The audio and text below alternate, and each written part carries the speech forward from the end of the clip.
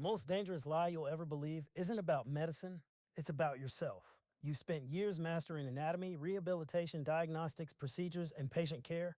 Yet, when the conversation shifts from medicine to business, many brilliant physiatrists suddenly become hesitant. I'm not ready. Someone else probably knows more than I do. Maybe after another few years. Sound familiar? Here's the irony. The physicians who are most qualified to build thriving practices are often the least likely to believe they can.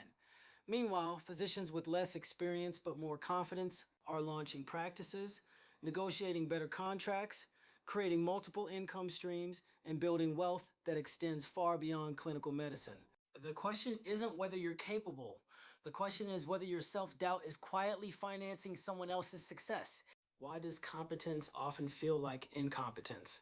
One of the greatest paradoxes in medicine is that expertise sharpens awareness. The more experienced you become, the more imperfections you notice. You remember the difficult patient, not the hundreds whose lives you improved. You replay the complicated discharge, not the countless successful recoveries. You focus on the one diagnosis that required extra consultation instead of the thousands you made correctly. This same mindset follows physicians into business. The more conscientious you are, the more risks you perceive, the more ethical you are, the more responsibility you feel. The higher your standards become, the harder you are on yourself. That isn't evidence you're unqualified. It's evidence that you care. Unfortunately, many physiatrists mistake this healthy self-awareness for incompetence. That misunderstanding has become one of the most expensive beliefs in modern medicine. While you're questioning whether you're ready, private equity is acquiring practices, hospital systems continue consolidating markets, reimbursement pressures increase, administrative burdens multiply, artificial intelligence is changing how patients discover physicians online. Healthcare is evolving whether you participate or not. Waiting doesn't protect you, it simply delays your opportunity. The physicians who win aren't fearless, they're prepared. After more than a decade building independent practices, leading inpatient rehabilitation programs, negotiating contracts, and coaching physicians, I've noticed something consistent. Successful physician entrepreneurs don't eliminate uncertainty. They learn to move despite it. Every profitable practice begins with someone willing to accept that perfection is impossible.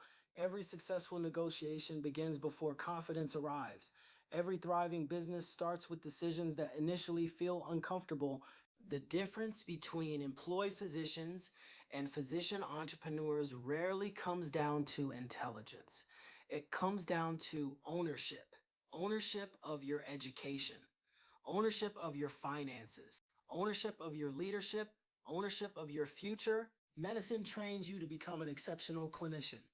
Now you must intentionally develop the business skills medical school never taught. That knowledge gap, not your talent, is what deserves your attention. The cost of waiting is growing every year. Here's what many physiatrists fail to recognize. The shortage of PM and R physicians continues to grow. Demand for rehabilitation services continues to rise.